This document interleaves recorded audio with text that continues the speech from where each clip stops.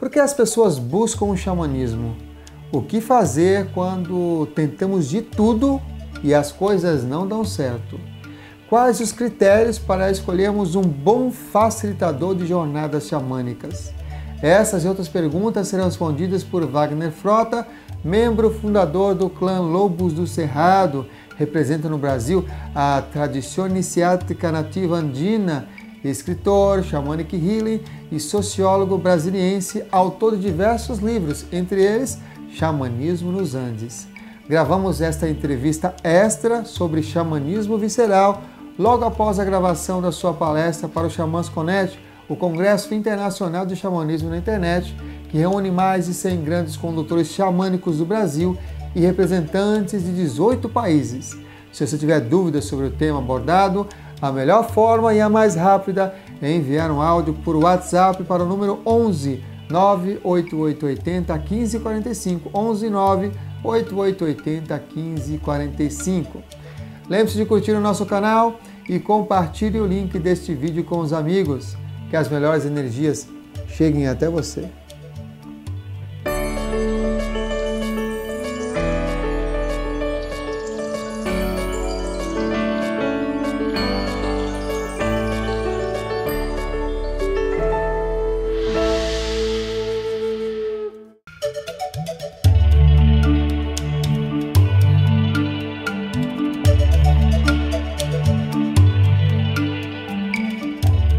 Felicidade. Felicidade é a minha paz. Sempre falei para as pessoas, eu tendo paz, eu sou feliz. É isso mesmo, não tem mais nada que acrescentar.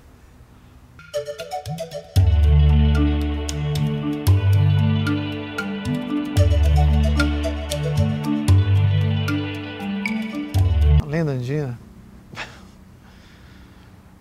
Tem uma que é um conto andino, na verdade, que eu gosto, que é um amigo meu me passou, hoje ele não está mais aqui entre nós, que é Júlio César Guerreiro. É um conto sobre um ninho do côndor. Tinham 7 ovos de côndor e cada ovo se comunicava com o outro telepaticamente. E existia um deles que era o chefe, né? Achavam que eles deviam ficar ali para sempre em estado contemplativo e assim eles atingiriam a iluminação. E como sempre existe uma ovelha negra, né? No caso um condor branco, que não seria um condor negro, que voava para outro lado, sem ser esse. Então, e dizia, não, nós temos que romper e essas castas, essa casca aqui, esse lugar que nos prende, para nos libertarmos e voarmos para o infinito. Aí um se debatia de lá, outro debatia do outro. Aí chegou ao ponto que o mais rebelde, né, o condor branco, resolveu romper a casca e o elo de comunicação entre eles cessou. Só ficaram 6 e ele não sabe. Aí eu, tá vendo? Eu falei que não devia ser isso, que devíamos ficar aqui para atingir a iluminação. Ele morreu, coisa e tal. Aí um outro disse, não, ele tem que estar em algum lugar, eu vou atrás dele. Eu vou sair daqui também. Aí, abre o tovo. Outro. Até que ficou só o meditando. Eu disse, ué, ninguém agora fala mais nada comigo? Não sei o que foi fazer. Não, eu vou seguir, continuar aqui do meu jeito, vou continuar meditando. Enquanto isso, do outro lado, os outros côndoros estavam voando, felizes, ao lado da mãe, do pai, aprendendo o caminho da vida, né, do círculo da vida. E moral da história, enquanto todos estavam livres, 6 estavam livres, um ovo gorou. Morreu ali sem descobrir as belezas que a vida nos proporciona. Esse é esse conto. Eu agradeço ao meu querido Nuvem que Passa, Júlio César Guerreiro, por esse conto.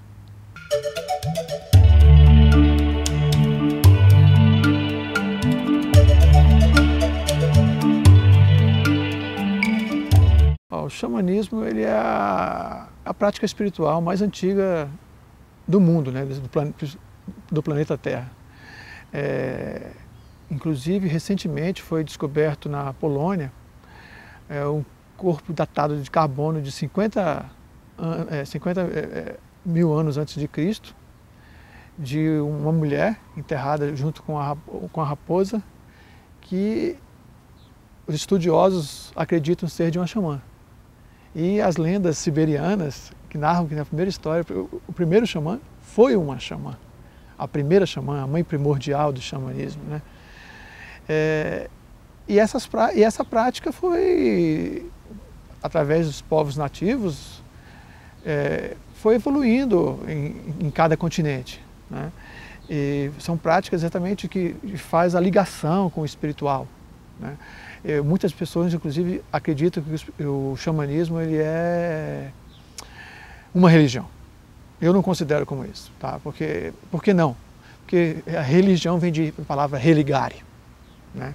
Ou seja, uma pessoa está desconectada, vai ligar, então necessita da religião para religar. O xamanismo em si não. O xamanismo é uma prática espiritual, na verdade, é um caminho.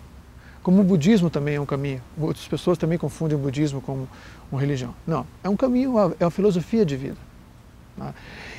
O que eu acredito as pessoas hoje buscam o xamanismo? Porque o xamanismo ele tem apesar de ser um caminho ambíguo, tanto para o bem como para o mal, exatamente ele busca o equilíbrio, né? A gente manter o fiel da balança. Como os nossos irmãos navarros falam, o caminho da beleza.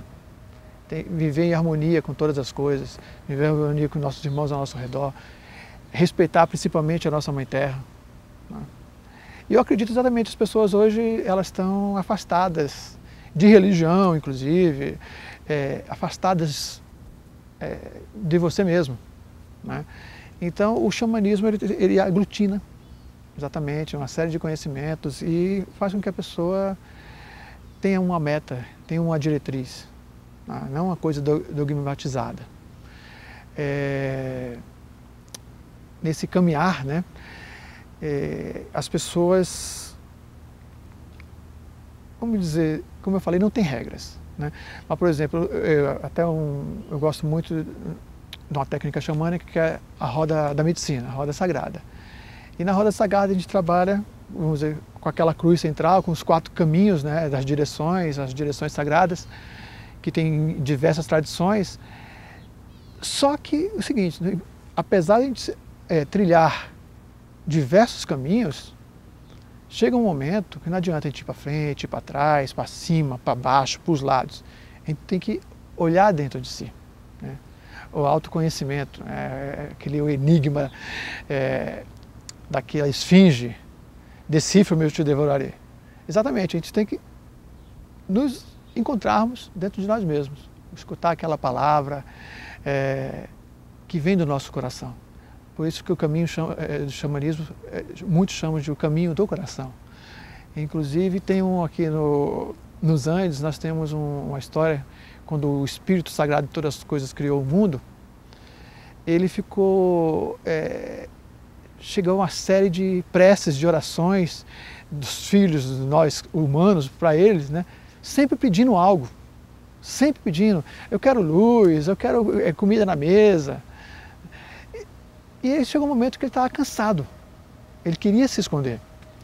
E ele foi até o grande dragão branco que habita a Aconcagua, que é o grande sábio aqui do nosso continente sul-americano, e perguntou o que ele deveria fazer, né? O dragão baforou, soltou aquele seu hálito quente, pensou um pouco e falou, já sei. Você vai se esconder dentro do coração de cada ser humano. Quando eles passarem a escutar a voz do coração, eles vão ter o acesso a você. E assim foi.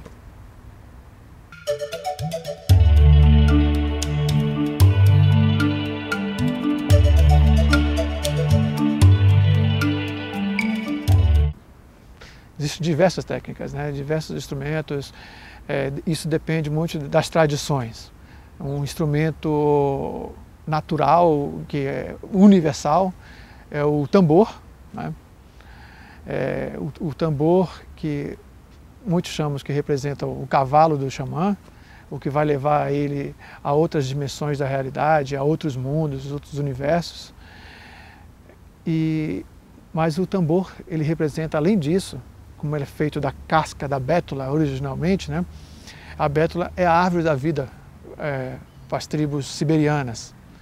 Então, o tambor, ele representa exatamente essa árvore da vida, a Yggdrasil dos nórdicos, que faz acesso a todos os mundos. Então, o tambor, ele funciona como ax mundi, como eixo central, que vai auxiliar o xamã a atingir essas dimensões, nas quais ele vai fazer um resgate de alma, nos quais ele vai curar um doente, que ele vai ajudar, que na verdade o princípio primordial do xamanismo, como começou o xamanismo inclusive, que é na caça. As tribos eram tribos caçadoras, depois tornaram-se coletoras, até que depois entrou a agricultura.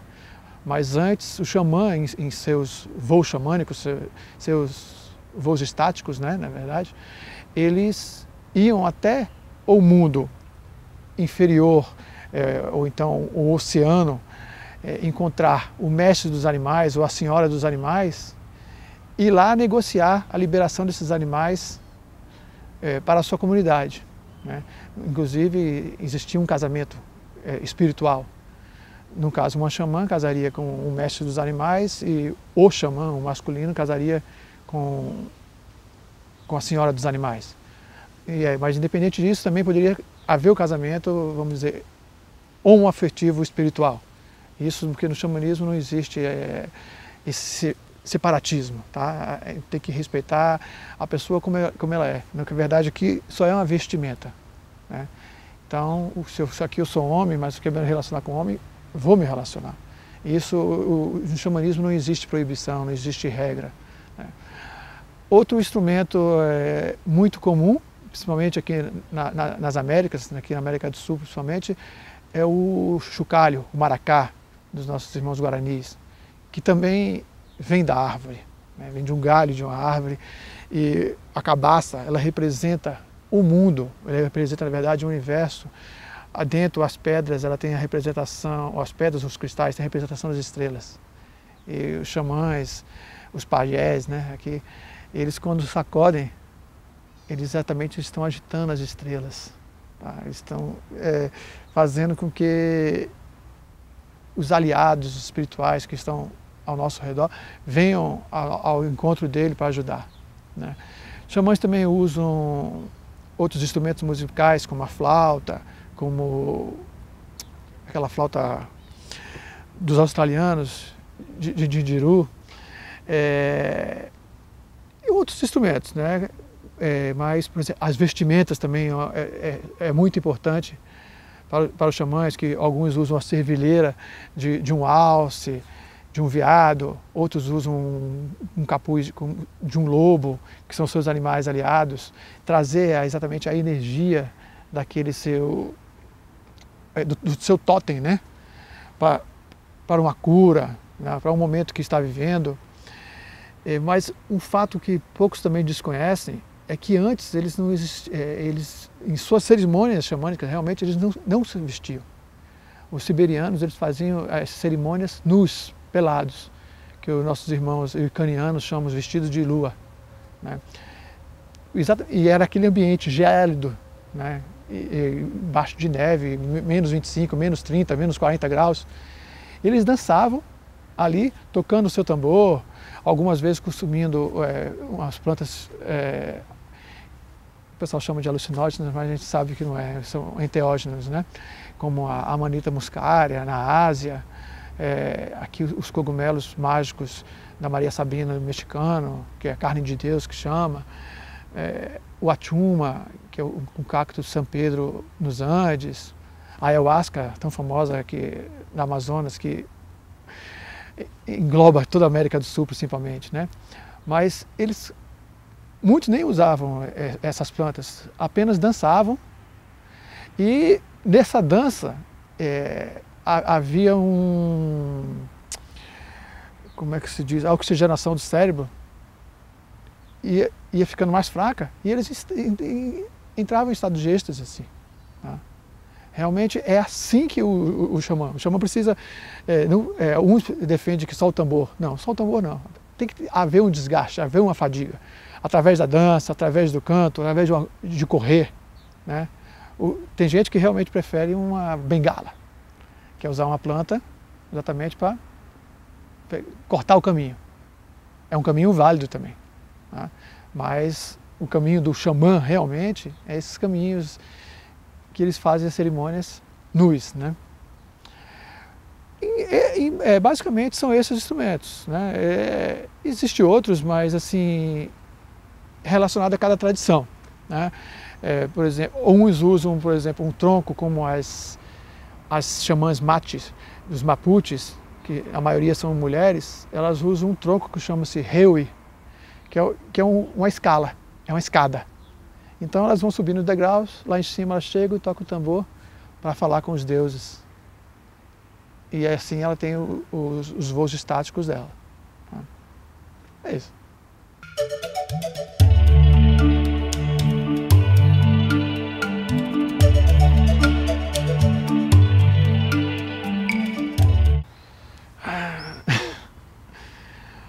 Vamos ver. Se conta numa mão. Realmente, porque a gente sabe que existe muito charlatão por aí, né? Mas, vamos dizer, de maestros, que a gente pode dizer realmente mestres, né? Eu tive o prazer de conhecer a minha mentora andina, Mama Júlia, né? Mama Júlia Flores Farfã, que ela foi realmente uma mãe amorosa, apesar de algumas vezes agir como mãe realmente, né? Siga em frente, tem o que fazer, você tem que fazer isso realmente, apesar que você não é obrigado a fazer nada, ela sempre dizer, mas eu tenho ela em grande valia. O meu mestre aqui no Brasil, Cláudio Caparelli, né? Ele é meu pai espiritual, vamos dizer assim. Teve outros xamãs andinos, aos quais tive contato, que já não está aqui, inclusive, Dom Manuel Quispe, tá? Era um homem simples, de muita sapiência, que deixou o legado com o filho dele, que hoje eu trabalho quando eu vou aos Andes, Dom Nazário. Mas são esses três. Tive o prazer também de conhecer o mentor da minha maestra, Taita Matsu, que ele é um xamã boliviano dos Calauaias. Calauaias é uma tribo de curadores, né? Na verdade são xamãs curadores, não é uma tribo em si. Eles cruzam toda a América curando. Eles vão de cima a baixo, vestidos com seus ponchos vermelhos, né? E tem, vamos dizer, um xamã que é um escritor, mas eu considero, que é o Hank Welsman, né? Ele tem alguns livros lançados aqui no Brasil, um deles é o Andarilho Espiritual, eu acho que o outro é o Voo Xamânico, não posso precisar o nome. Ele trabalha muito com o xamanismo havaiano. Esses 5 eu tenho eles, vamos dizer, aqui e guardo no coração, como verdadeiros, como assim podemos dizer, mestres.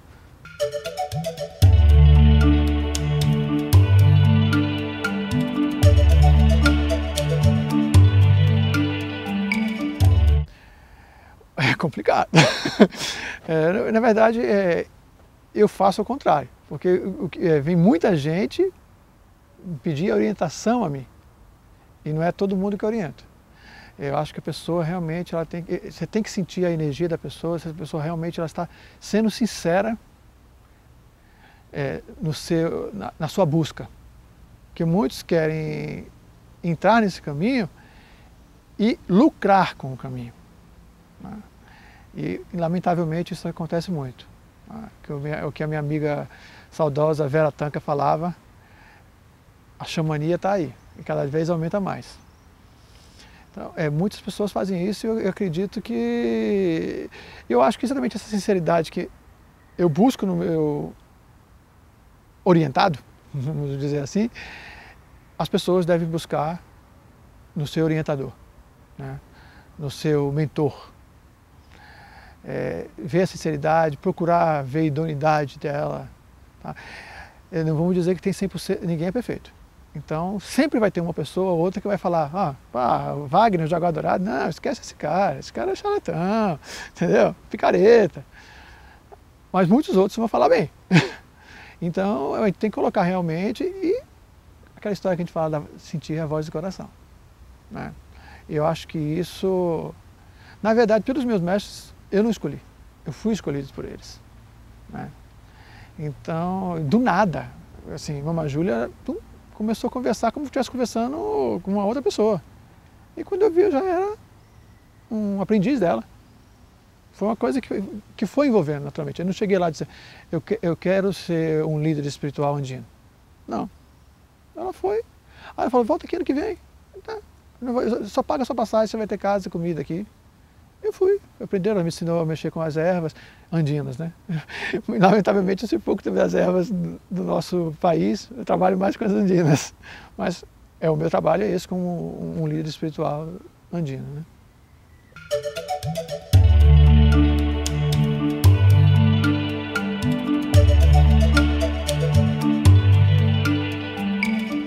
Então eu vou contar primeiro eu fui reconhecido pelo Taitamatsu, exatamente o mentor da minha maestra, né, da Mama Júlia.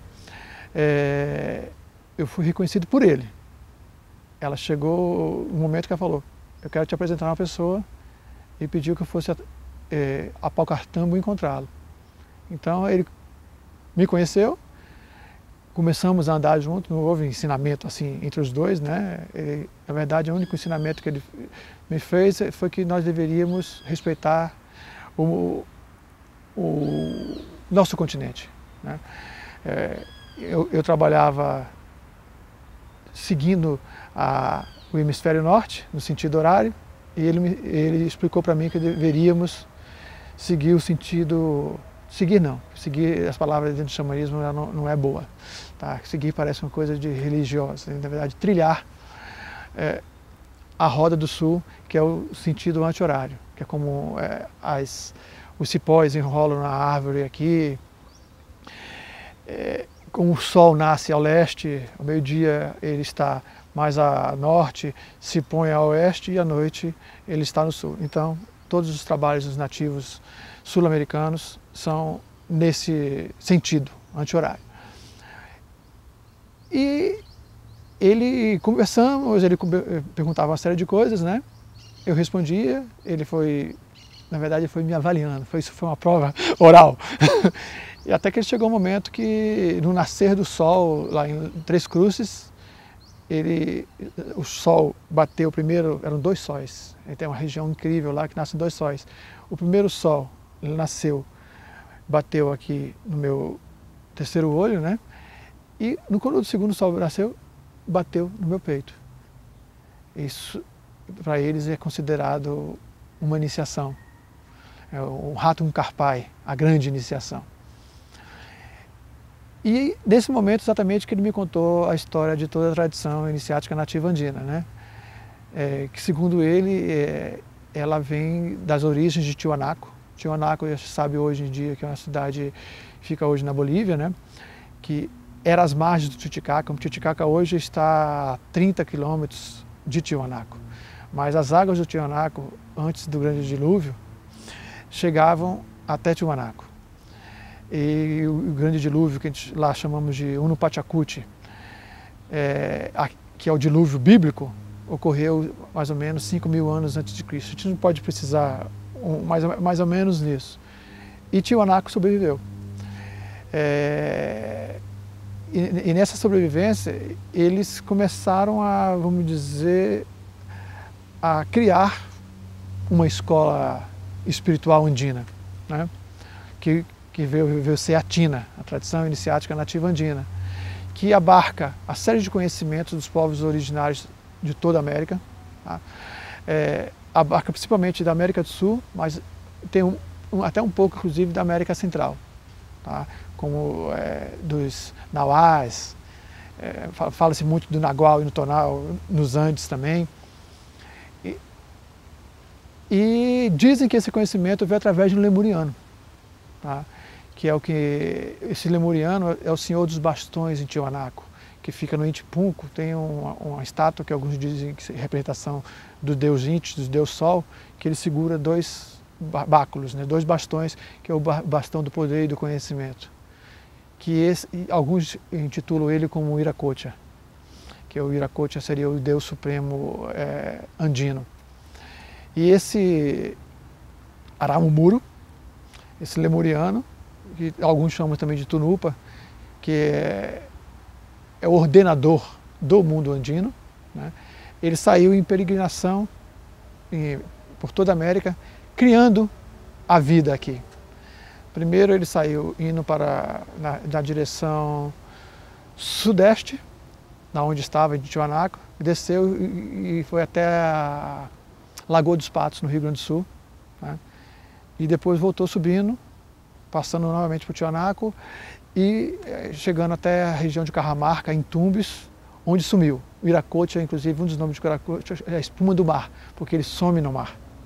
Se bem que na língua puquina, que é uma língua ancestral, da qual a origem do nome da cidade de Tiwanaku, inclusive, Tiwanaku, o pessoal não sabe dizer o nome da origem, mas na verdade é névoa eterna.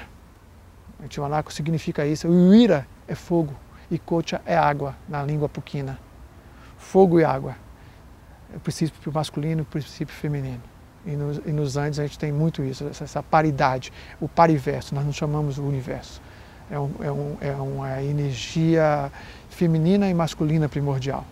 Então o Wiracocha, ele é um deus andrógeno, na verdade, não masculino nem feminino. E curiosamente, esse caminho é o mesmo caminho dos Guaranis, o Peabiru, que Pai Sumé fez. E aí a nossa tradição exatamente abarca esses conhecimentos dos nativos da Amazônia, da Patagônia, dos Andes, da região pampeana ali do Uruguai, do Rio Grande do Sul, dos charruas, com os argentinos também, né? Isso, e não existe grau, tá? Não existe um grande mestre como existe em grandes religiões. Na verdade, são irmãos que trocam informações, né? Trocam conhecimentos. Nos Andes a gente tem uma lenda em que dois nativos se encontram e vão apostar uma corrida ao alto de uma montanha. A montanha lá é chamada como Apo, eles falam a montanha sagrada, é um Apo sagrado. E certamente um deles vai chegar na frente, né? Uma corrida, raramente vai chegar um empate. Um pelo menos vai chegar 1 centímetro na frente do outro. Então, o que ganhou, ele não vai ganhar, vai ter aquele pensamento ocidental, vai ganhar os louros da vitória. Não. Ele vai compartilhar o conhecimento dele com aquele que perdeu, né? Ele não vai sair se vangloriando. Não. Ele vai ensinar que caminho ele pegou, o que ele fez para chegar ali. E é exatamente isso que a tradição iniciática nativa andina pretende. Nós somos semeadores. A gente traz a semente do maíz, do milho dourado dentro de nós. E quando a gente passa o conhecimento para um aprendiz, exatamente esse conhecimento é uma semente de maíz, no qual esse aprendiz vai cultivar, vai cuidar, para depois, no futuro, colher o fruto da sabedoria. Nós estamos passando um conhecimento. E ao final, quando a espiga abrir, aquela espiga dourada, da cor do sol, que muitas tradições consideram como a divindade máxima, né? Então, ali ele vai receber o conhecimento.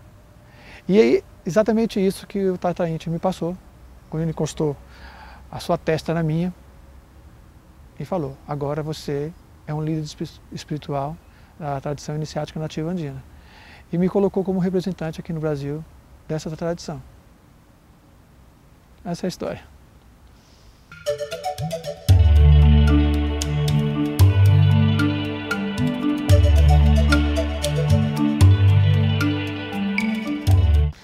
Bem, o xamanismo visceral, ele ele narra um pouco da minha trajetória dentro do caminho xamânico. Em tese, ele é uma continuação do Caminhando com os Ventos, que no momento se encontra esgotado, vai ser lançado em breve, inclusive nos Andes, no Peru, já está acertado lá com a editora, e futuramente eu devo relançá-lo no Brasil. Mas o xamanismo visceral, ele fala muito do meu momento sombra, né? Do momento que eu estava voltando a São Francisco de Assis, na grande noite escura da minha alma. E eu estava precisando me encontrar. Eu tinha acabado de perder a minha companheira, né? Junto com ela, eu perdi um filho natimorto, né? Foi um baque, para qualquer um, isso é um baque, não tem ninguém que passe incólume numa situação dessa. E eu tive que me reerguer, né? Mas isso eu tive que, antes que lá no fundo do poço, vamos dizer.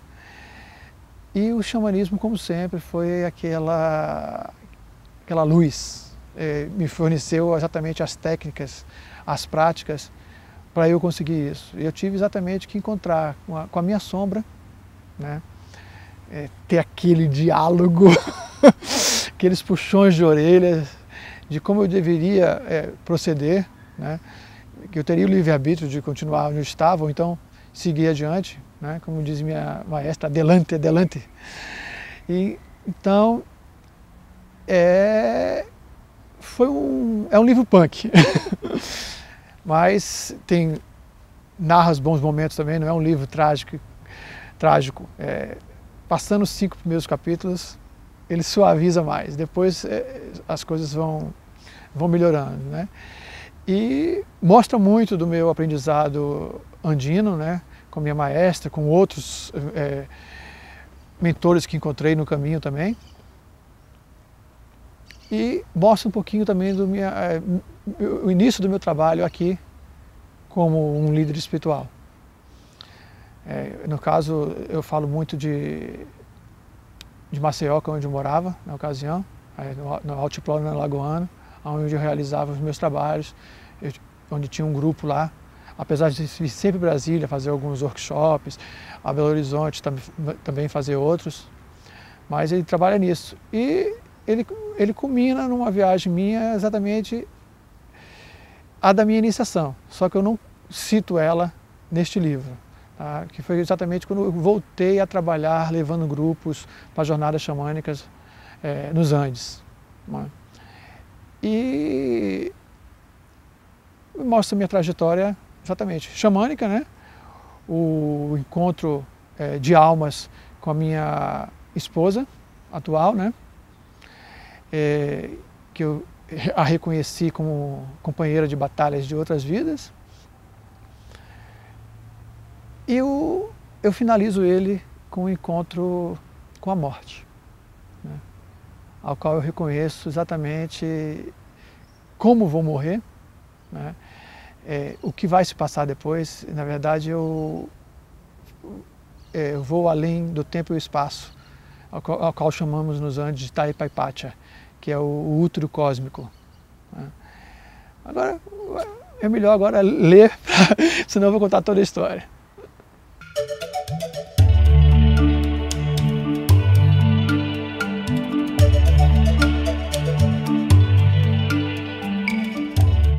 Primeiro, para ser ajudado, a gente tem que pedir ajuda. Sozinho a gente não consegue sair do buraco. A gente tem que ter amigo, companheiros, alguém para orientar, alguém para nos colocar no rumo. Isso não quer dizer que uma pessoa sozinha não vai sair, tá? Mas será uma batalha mais difícil. Como eu falei, eu tinha as técnicas xamânicas do meu lado para me ajudar nesse processo, né? Outras pessoas não têm isso. Outras pessoas vão a psicólogos, outras pessoas não vão, outras se drogam, né? Mas eu acredito que um dia a pessoa, mesmo tendo essas ajudas, dependendo de cada uma, dependendo do que ela fez, né, em sua caminhada, ela vai ter uma ajuda. Ela vai ter uma ajuda do mundo sutil, né? Que vai ser como uma centelha. Ela vai escutar a voz do coração e ela vai saber que caminho ela deve trilhar e vai sair, porque nada acontece por acaso. Tá? E eu acredito que tudo que acontece na nossa vida é para o nosso desenvolvimento. Tá? Desenvolvimento mental, físico, emocional e espiritual. Tudo. Inclusive se uma pessoa está paraplégico, mas ali ele vai desenvolver de repente o corpo emocional, mental dele mais, lendo. Vai dar mais valor ao físico, coisa que ele não dava antes. E vai continuar vivendo. Não vai ter certas regalias que tinha, mas a vida é para ser vivida. Né? E é o maior bem que nós temos, é a vida.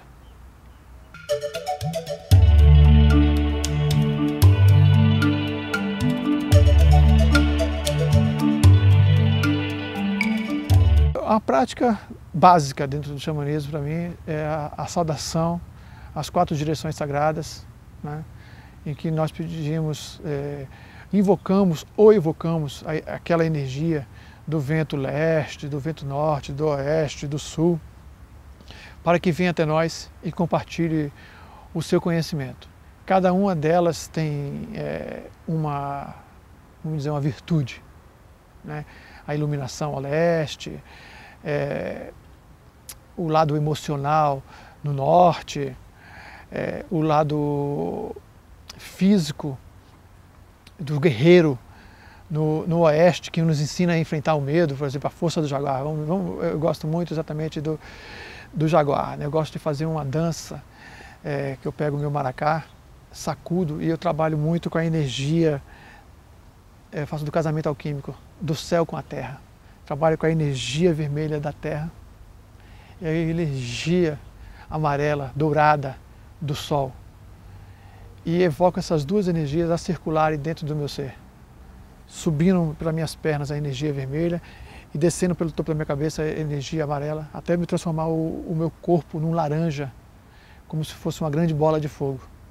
Isso energiza muito, isso dá muita força, dá muita confiança. E reparando bem, são as duas forças extremas, que é o fogo ao leste e, no caso, ao oeste,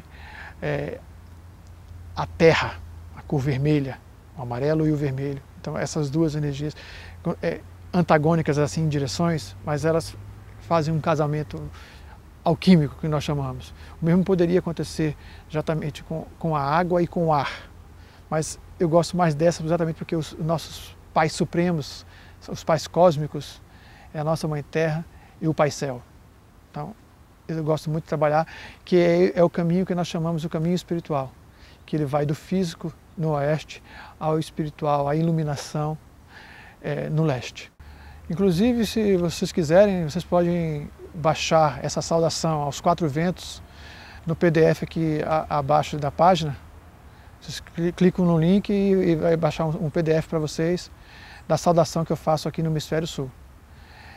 Também tem esse exercício que eu falei, na integração da terra com o céu, tá?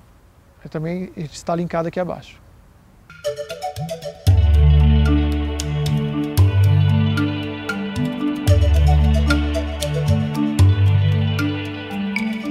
Eu gostaria de deixar como mensagem final exatamente o respeito à nossa Mãe Terra.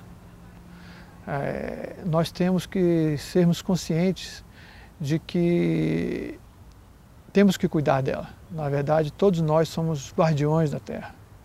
Nós não devemos sugá-la.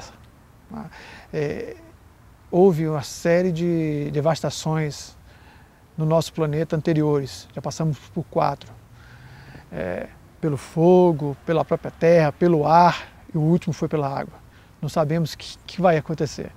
Eu acredito que devemos explorar, na verdade, conscientemente. Hoje em dia, por exemplo, vemos as árvores, o pessoal faz um remanejo de árvores, planta eucalipto, que a gente compra como lenha em nossa casa. Isso é um trabalho responsável. E o mesmo nós devemos fazer, porque é o seguinte, dentro da Terra tem muitos gases. A gente tem que imaginar isso aqui como uma bomba prestes a explodir. Se você tirar uma coisa a mais, de repente, aquilo ali pode ser... A minha companheira, ela fala que um dia Gaia é como um cachorro, e nós somos pulga. Um dia Gaia pode fazer assim, ó, e as pulguinhas, tudo embora. Então nós temos que respeitar essa que é a nossa grande mãe, que nos dá o alimento diário, tá? Com atitudes conscientes, com plantando, com respeito ao próximo principalmente, tá? O xamanismo prega muito isso, o respeito. No xamanismo, na chamaria andina principalmente, a gente trabalha muito com a reciprocidade, com o Aine. Nós fazemos muito despacho, muito pago, entre aspas, à Mãe Terra. Então a gente oferece a ela flores, a gente oferece grãos, coisas que ela própria nos deu. Mas a gente, só que ao final, a gente, de tudo isso, vira uma grande mandala, nós dobramos. E o xamã, o Yaxaque, como a gente chamamos nos Andes, ele passa esse envelope, esse saco sagrado, o pacote sagrado, no nosso corpo. Ali, nós estamos dando a nossa energia para ela, que vai ser consumida no fogo ou vai ser enterrada. Ela, como a nossa mãe, vai devorar tudo aquilo, vai agradecer. Tem uma história de uma princesa andina que ela estava fazendo um despacho com muitas flores, as coisas mais bonitas que ela encontrou no caminho, ela estava oferecendo para a Mãe Terra, no despacho dela. E aí indagaram para ela, por que você está dando o de melhor seu para ela? Aí ela olha para as pessoas e fala assim, a minha mãe merece o melhor, sempre o melhor. Bem, quem quiser conhecer um pouquinho mais de mim, saber do meu trabalho, pode acessar o meu site www.xamanismo.com. Ou então digita na procura também Caminho Xamânico. Aí você vai ver lá, www.xamanismo.com. Muito obrigado, agradeço a Samuel pela oportunidade. Ho!